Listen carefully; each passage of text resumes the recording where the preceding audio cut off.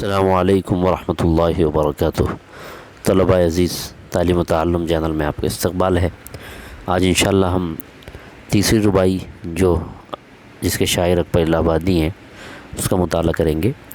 اکبر الہ آبادی 16 نومبر 1846 کو پیدا ہوئے۔ انہوں نے وکالت کا امتحان پاس کر کے مختلف عہدوں پر ترقی حاصل کی۔ وکالت کا امتحان پاس کیا، وکیل بنے، مختلف عہدوں پر ترقی حاصل کرتے رہے اور 1894 میں سیشن جج کے عہدے پر فائز ہوئے۔ اس کے بعد 1894 میں وہ سیشن جج بن گئے، وکیل یعنی وکالت کی، وکیل بنے، پھر ترقی کرتے کرتے سیشن جج بن گئے۔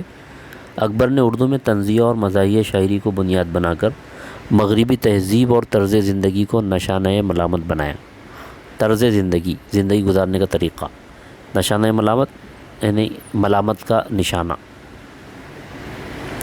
تو اکبر الہ آبادی کی خاص بات یہ ہے کہ انہوں نے اردو زبان میں طنزیہ اور مزاحیہ شاعری کو، یعنی انہوں نے طنزیہ اور مزاحیہ شاعری کی اور اس کو بنیاد بنا کر طنزیہ اور مزاحیہ شاعری کے ذریعے مغربی تہذیب اور اس کی جو زندگی گزارنے کا اس کا جو طریقہ ہے اس کو انہوں نے ملامت کا نشانہ بنایا، اس کو انہوں نے اپنی شاعری کا موضوع بنایا اور اس پر خوب تنقید کی۔ شوخی، شگفتگی اور بذلہ سنجی ان کے کلام کی نمایاں خوبیاں ہیں۔ شوخی، شگفتگی اور بذلہ سنجی یہ تینوں بھی ہمارے الفاظ ہیں، یعنی ان کی شاعری میں آپ کو شوخی، شگفتگی اور بذلہ سنجی ملے گی، یعنی ہنسی مذاق کا پہلو ملے گا، ظرافت ملے گی اور آپ کو ہنسنے کا موقع بھی ملے گا اور اس میں سنجیدہ گفتگو بھی ملے گی۔ تو ان کے کلام کی خوبیاں شوخی، شگفتگی اور بذلہ سنجی، یعنی خوش مزاجی ملے گی، آپ کو ہنسنے کا بھی موقع ملے گا۔ ان کی شاعری میں تعمیر اور اصلاح کا پہلو نمایاں ہے۔ ان کی شاعری کو اگر ہم دیکھتے ہیں تو اس میں تعمیر اور اصلاح یہ دو چیزیں پائی جاتی ہیں، یعنی تعمیر کا مطلب کیا ہوتا ہے؟ کسی چیز کو بنانا، یہ تعمیر کہلاتا ہے۔ تو یعنی سماج کی تعمیر، انہوں نے اپنی شاعری کے ذریعے سماج کو بنانے کا اور اچھا بنانے کا کام انجام دینے کی کوشش کی اور ساتھ میں اصلاح بھی کرنے کی کوشش کی، جو سماج میں جو برائیاں تھیں اس کی اصلاح کی بھی انہوں نے فکر کی۔ 15 فروری 1921 کو الہ آباد میں ان کا انتقال ہوا۔ تو پیدائش 1846 کو ہوئی اور 1921 کو انتقال ہوا الہ آباد میں۔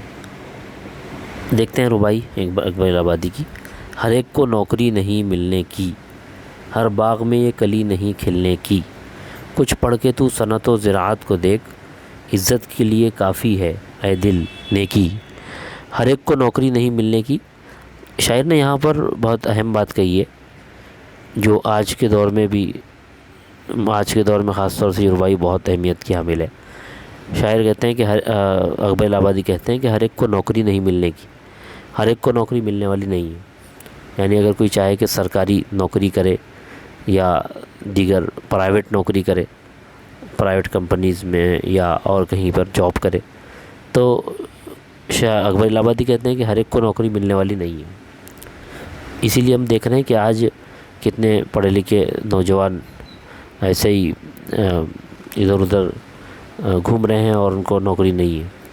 تو اکبر الہ آبادی نے یہ پہلے ہی بات کہی تھی کہ ہر ایک کو نوکری نہیں ملنے کی، ہر باغ میں یہ کلی نہیں کھلنے کی، اور نوکری کو کلی کہا ہے، یعنی ہر ایک کے باغ میں یہ نوکری کی کلی نہیں کھلے گی۔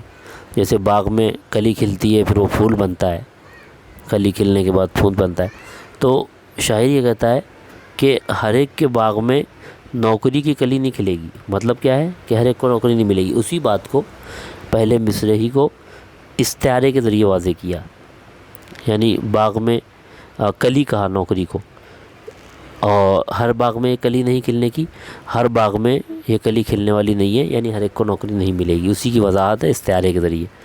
کچھ پڑھ کے تو صنعت و زراعت کو دیکھ، عزت کے لیے کافی ہے اے دل نیکی۔ اور آگے ایک نصیحت کر رہے ہیں کہ اب جب نوکری نہیں ملے گی تو پھر کیا کیا جائے؟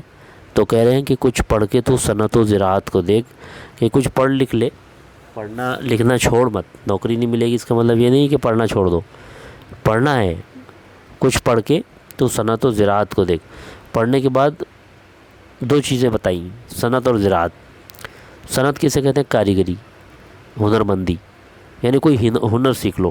اور صنعت میں یہ باتیں بھی شامل ہیں، یہ بات بھی شامل ہے کہ مشینوں کے ذریعے جو چیزیں بنائی جاتی ہیں، جو کارخانے اور کمپنیاں ہیں قائم ہیں، یہ ان کا شمار صنعت میں ہوتا ہے۔ تو کچھ پڑھ کے تو صنعت و زراعت کو دیکھ۔ تو شاعر اکبر الہ آبادی کہتے ہیں کہ کچھ پڑھ کر تو کارخانہ اور کھیتی باڑی کو دیکھ، یا کچھ پڑھ کے تو کسی نہ کسی ہنر کو سیکھ لے اور کھیتی باڑی کر۔ عزت کے لیے کافی ہے اے دل نیکی، اپنے دل کو سمجھا رہے ہیں کہ عزت کے لیے کافی ہے دل نیکی۔ اے دل، تو چاہتا ہے، تو یہ سمجھتا ہے کہ شاید نوکری کرنے ہی پر عزت ملے گی، لیکن ایسا نہیں ہے۔ اے دل، عزت کے لیے نیکی کافی ہے۔ انسان اگر نیک ہو تو چاہے وہ کسان کیوں نہ ہو، چاہے وہ کھیتی باڑی کر رہا ہو، چاہے کسی کارخانے میں کام کر رہا ہو، یا کوئی ہنر اس نے سیکھا ہو، اس کو عزت ضرور ملے گی۔ تو جو یہ سمجھا جاتا ہے کہ نوکری کرنے ہی میں گویا عزت ہے، تو اس آخری مصرعے میں، ربائی کا آخری مصرعہ بہت زوردار ہوتا ہے، اس میں بیان کر دیا کہ عزت کے لیے اے دل نیکی کافی ہے، اس کے لیے جاب کرنا، نوکری کرنا ضروری نہیں ہے۔ تو اس ربائی کا مرکزی خیال یہ ہے کہ نوکری کی امید، ہر ایک نے نوکری کی امید نہیں لگانی چاہیے، بلکہ کچھ نہ کچھ ہنر ضرور سیکھنا چاہیے تاکہ وہ کسی کا محتاج نہ رہے۔ اس کی سرگرمیاں بھی ہم دیکھ لیتے ہیں۔ شعر کی تشریح کرنی ہے، ہر ایک کو نوکری نہیں ملنے کی، ہر باغ میں یہ کلی نہیں کھلنے کی۔ اس کی تشریح ہم اوپر کر چکے ہیں، تو آپ وہیں سے لکھیں گے۔ اس کے بعد یہ نیچے آپ دیکھ رہے ہیں کہ دو رباعیاں ہم نے پڑھی ہیں، میر انیس کی اور اکبر الہ آبادی کی۔ تو ان دو مصروں کو ہم لیں گے۔ ایک تو ہے ہر ایک کو نوکری نہیں ملنے کی، تو اس کے ساتھ آئے گا ہر باغ میں یہ کلی نہیں کھلنے کی، اور دونوں آنکھیں ہیں میری ساون بھادوں، تو یہاں سارے برس ایک جھڑی رہتی۔ تو یہ اس طرح سے اس کو مکمل کرنا ہے۔ اور پھر واو عطف سے بنی دو ترکیبیں لکھی ہیں، جیسے مثال دی ہوئی ہے صنعت و زراعت، یہ مثال ہے۔